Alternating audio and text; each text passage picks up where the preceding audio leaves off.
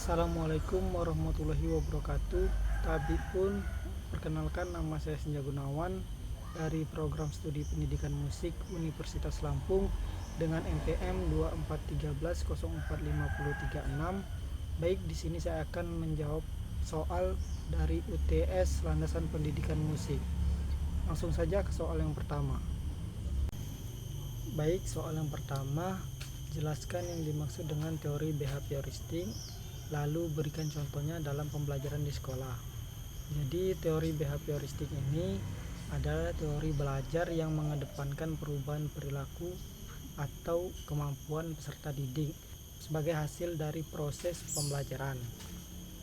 Nah, terjadinya proses perubahan tingkah laku ini diakibatkan oleh adanya interaksi antara stimulus dan respon.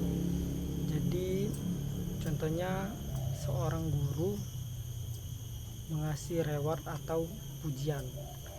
Contohnya kalau di sekolah itu, misal seorang guru ini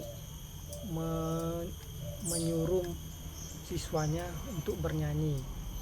Nah, dan bagi siswa yang bisa bernyanyi dengan benar dan bagus, nah dari guru ini mengasih reward atau pujian terhadap siswa tersebut, dan dari siswa pastinya akan merespon seorang guru ini.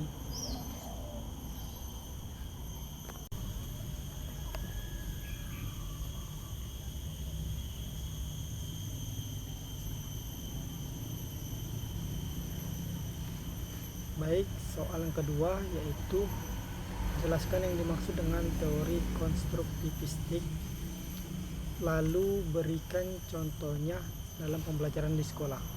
Jadi teori konstruktivistik ini adalah teori yang membangun pengetahuan berdasarkan dari pengalaman.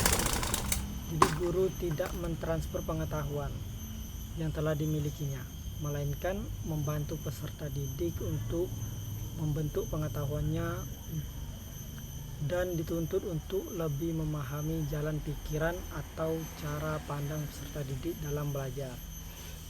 Jadi misal contohnya kalau di sekolah, guru membebaskan seorang siswa atau murid untuk bertanya terkait dari penjelasan yang sudah dipaparkan oleh seorang guru tersebut.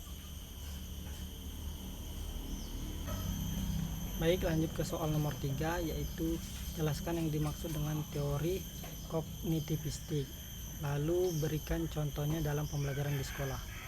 Jadi teori kognitivistik ini yaitu untuk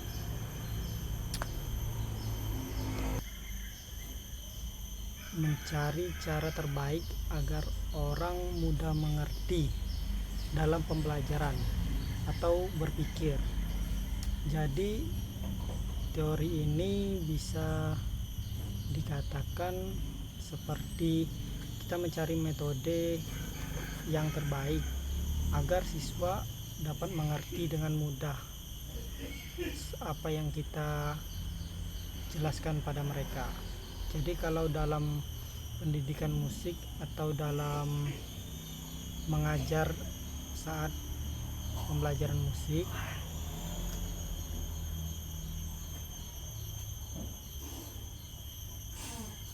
contohnya kalau dalam belajar musik, yaitu misal seorang guru mencari jalan terbaik gimana murid ini agar mudah mengerti apa yang dijelaskan oleh guru.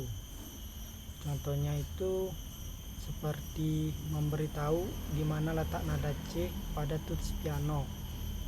Jadi kalau murid susah untuk mengetahui di mana letak nada C atau nada do pada tuts piano, seorang guru ini bisa menulis angka pada tuts piano.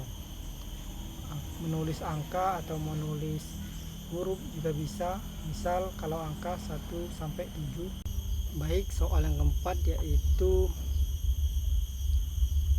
apa itu deep learning atau pembelajaran mendalam. Jelaskan lalu berikan contoh yang konkret di dalam praktik belajar di kelas. Jadi, deep learning adalah pendidikan pembelajaran yang menekankan pemahaman konsep dan penguasaan kompetensi secara mendalam dalam mencakup materi yang lebih sempit.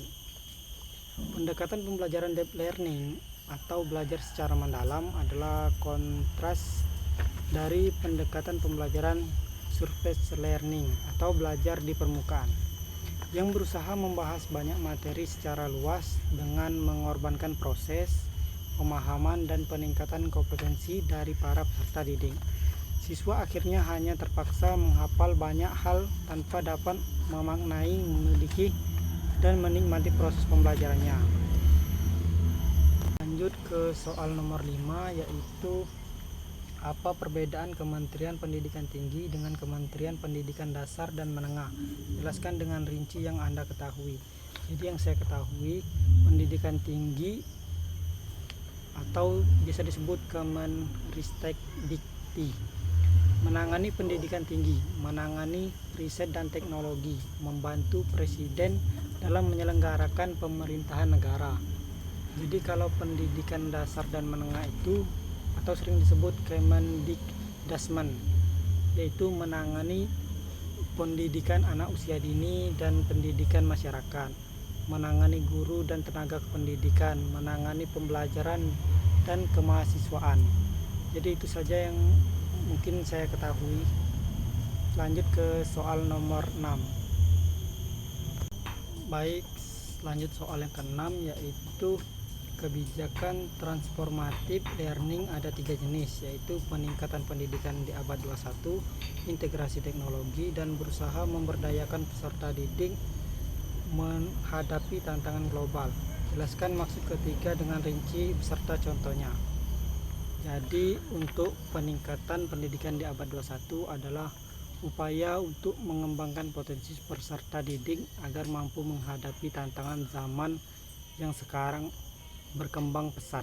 Pendidikan abad 21 menekankan pada keterampilan pendidikan kritis, kolaborasi, dan komunikasi.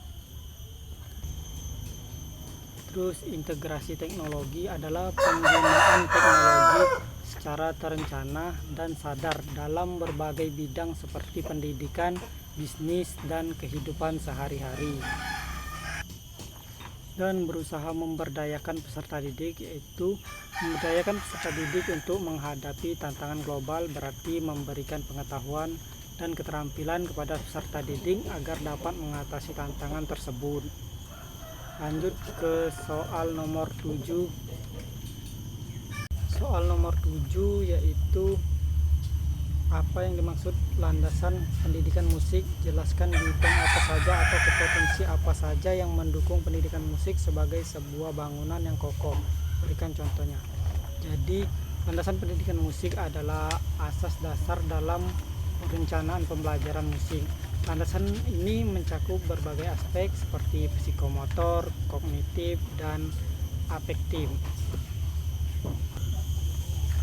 Pendidikan musik merupakan bidang studi yang terkait dengan pengajaran dan pembelajaran musik. Pendidikan musik dapat dilakukan dengan berbagai metode pengajaran seperti Dalcroze, metode Kodali, Orff, dan Suzuki yang dapat memperkuat pembelajaran pendidikan musik.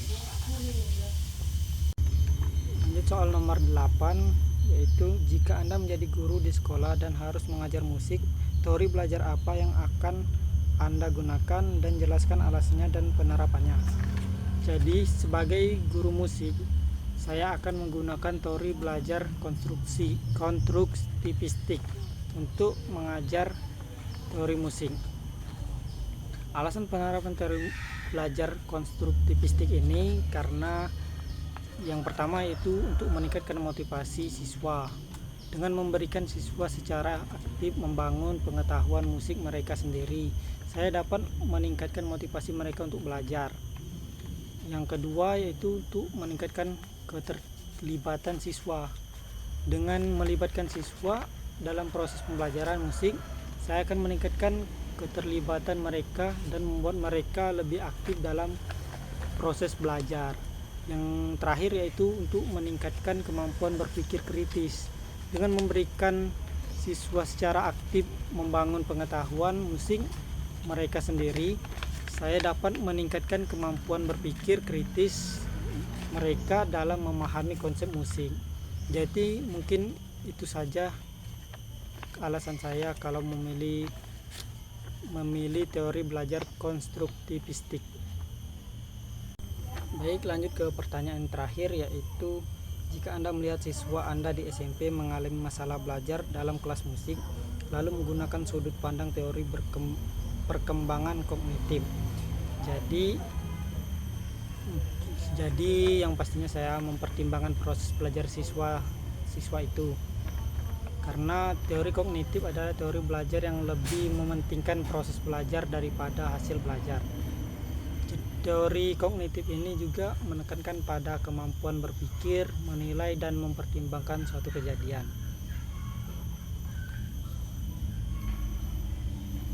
Jadi saya dapat memperhatikan proses belajar siswa, membantu siswa mengaitkan nilai dan mempertimbangkan suatu kejadian, dan yang terakhir itu membantu siswa mengembangkan mentalnya.